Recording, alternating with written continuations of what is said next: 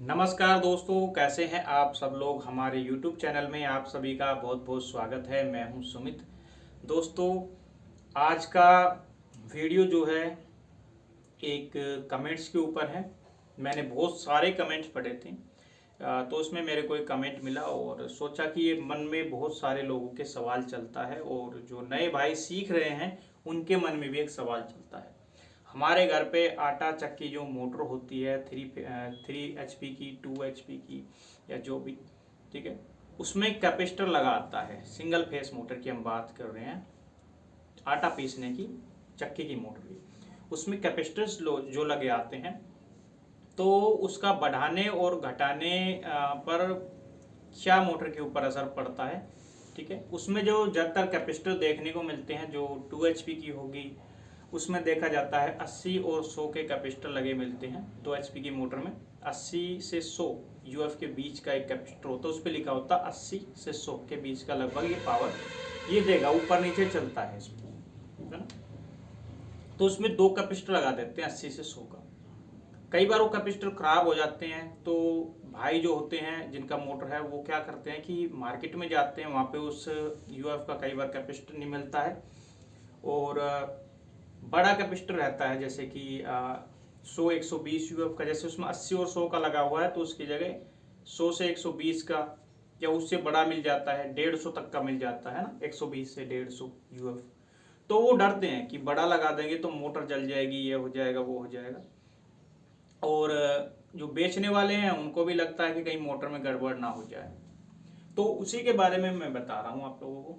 देखिए दोस्तों, अगर कोई मोटर अलग मोटर है, जैसे कि समर्सिबल मोटर हो गया है ना, या फिर कोई कूलर पंखे की मोटर है, उसमें तो आप कैपेसिटर वही लगाओ, क्योंकि जो उसमें नंबर आया है।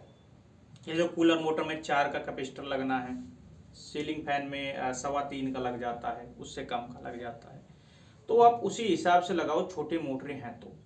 क्योंकि उसमें जो स्टार्टिंग कॉइल होती है, उसमें जो वोल्टेज जाती है वो रेगुलर जाती रहती है कैपेसिटर से।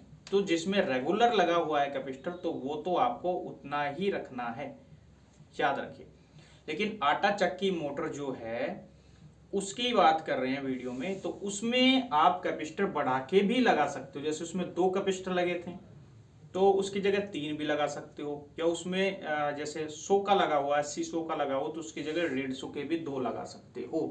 उससे कोई नुकसान नहीं होता है। क्यों नहीं होता है दोस्तों?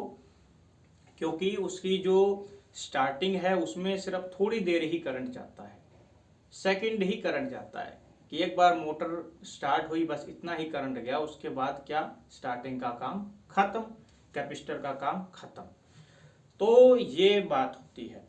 तो ऐसी मोटरों में आप कैपेसिटर को बढ़ा के लगा सकते हैं, उसकी यूएफ बढ़ा के, ज़्यादा यूएफ का MFD का लगा सकते हैं, या कैपेसिटर को भी डबल के जगह ट्रिपल करके लगा सकते हैं। उससे कोई नुकसान नहीं है। लेकिन ऐसी मोटरें जिसमें रेगुलर वोल्टेज जा रही है कैपेसिटर, तो ऐसे में कभी भी कैपेसिटर नहीं बढ़ाना चाहिए, नहीं तो स्टार्टिंग कॉइल जल जाएगा। तो आज की वीडियो में बस यही बताना चाहता था कि 80-100 की जगह आप 120 का, 100-120 का लगा सकते हैं, या 150 का मिला है तो वो लगा सकते हैं। या ऐसा भी कर सकते हैं, 80-100 का जो 2 कैपेसिटर आपके पास लगे हुए हैं, उन दोनों को खराब हो गए हटा दो, उसके जगह एक ही कैपेसिटर लगा दो 150 का, तो वो काफ़ी अच्छे हद तक मैनेज कर लेता है। तो आज की वीडियो में बस इतना ही। कोई भी कमेंट्स क्वेश्चंस हो तो हमें कमेंट बॉक्स में कमेंट्स कर सकते हैं। तो आज की वीडियो में बस इतना ही।